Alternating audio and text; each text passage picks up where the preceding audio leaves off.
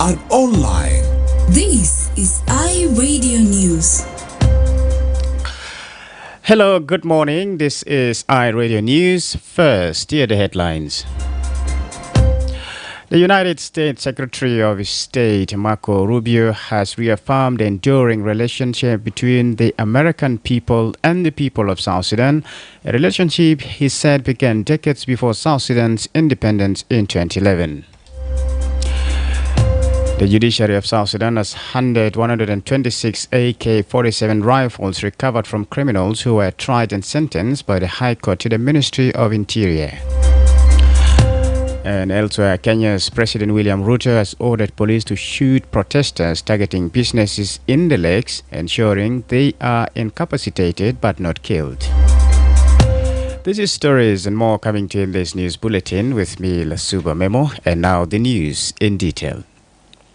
The United States Secretary of State Marco Rubio has reaffirmed the enduring friendship between the American people and the people of South Sudan, a relationship he said began decades before South Sudan's independence in 2011. In a message shared on July 9th via the official Facebook page of the U.S. Embassy in Juba, Mr. Rubio extended his best wishes to the people of South Sudan on behalf of the government of the United States. He stated, and I quote, "He will reaffirm the friendship between the people of our two countries, which began decades before South Sudan's independence in 2011. We look forward to continuing to work together to ensure a more peaceful and prosperous future that benefits the people of both countries." End quote.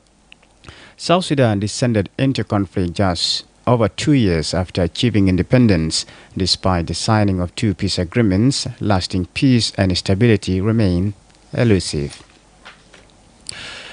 Ugandan music icon Joseph Mayanja, popularly known as Dr. Jose Chameleone, has called for peace and unity among the people of Western Equatoria during South Sudan's Independence Day celebrations.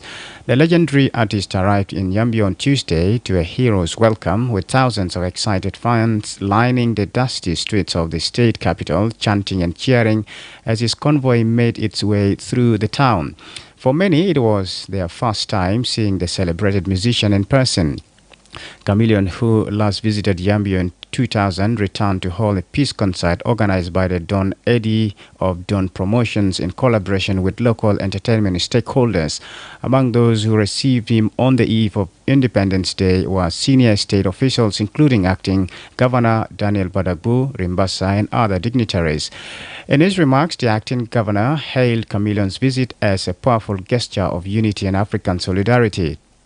He also encouraged the Ugandan star to collaborate with local artists and support their musical aspirations.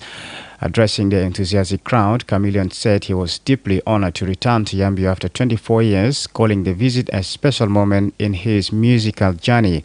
He said that without peace, there can't be happiness and development in Western Equatoria. The peace concert featured a vibrant showcase of South Sudanese culture with performances from local artists and traditional dance groups. The organizers said the event aimed to promote peace, healing, and unity through the power of music. The judiciary of South Sudan has officially handed over 126 AK-47 rifles recovered from criminals who had been tried and sentenced by the High Court to the Ministry of Interior during a ceremony held in Juba. Chief Justice Dr. Benjamin Park said that the rifles were used as evidence in concluded court cases and have now been lawfully transferred to the Ministry of Interior for proper handling and storage. He urged continued cooperation between the judiciary and law enforcement agencies, saying it is their shared responsibility to promote justice and uphold the rule of law across the country. Speaking at the Hanover event, the Inspector General of Police, General Abraham Anyot Peter, praised the judiciary for its ongoing effort to the Ministry of Interior, particularly the National Police Service, which he described as the custodians of law and order. He welcomed the coordination between the two institutions and pledged to continue working closely with the judiciary. General Manuat added that the police force is ready to support the implementation of court decisions whenever called upon. This is iRadio Morning News. And now to the international scene. Kenya's President William Ruto has ordered police to shoot protesters targeting businesses in the lakes, ensuring they are incapacitated but not killed. The UN and human rights groups have accused the police of using excessive power in the recent wave of anti-government protest. 31 people were killed on Monday. He further warned his political rivals against sponsoring and using violent protest and unlawful means to forcefully remove him from power. The Kenyan National Commission on Human Rights said in addition to the 31 deaths, more than 100 people were injured and about 532 arrested in the protest, which hit the capital Nairobi and other cities. Finally, Lesotho has declared a national state of disaster over the country's high rates of youth and unemployment and job losses as uncertainty over U.S. tariffs hits the landlocked region.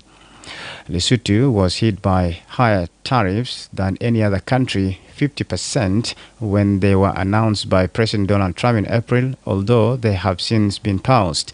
Deputy Prime Minister Tomeng Majara said the state of disaster would be in force until 30th of June 2027. Unemployment in Lesotho stands at 30%, but for young people, the rate is almost 50%, according to official figures. This is iRadio Morning News, and to end this bulletin, here's a recap of the headlines. The United States Secretary of State Marco Rubio has reaffirmed the enduring friendship between the American people and the people of South Sudan, a relationship he said began decades before South Sudan's independence in 2011.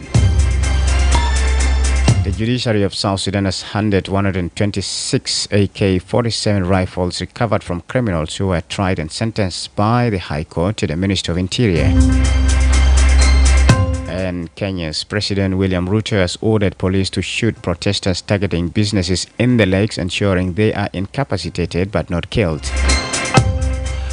That's the end of iRadio Morning News. If there is a story or an event you'd like iRadio to cover or report about, please send us a text message at +211 925 287 870. It's also our WhatsApp number. Follow us on X at iRadio Juba, like our Facebook page iRadio, subscribe to our YouTube channel at iRadio South Sudan. You can also visit our website and listen to us online at www.iradio.org. Stay tuned for the news in Arabic at 8 o'clock. I'm Lasuba Memo. Thanks for listening.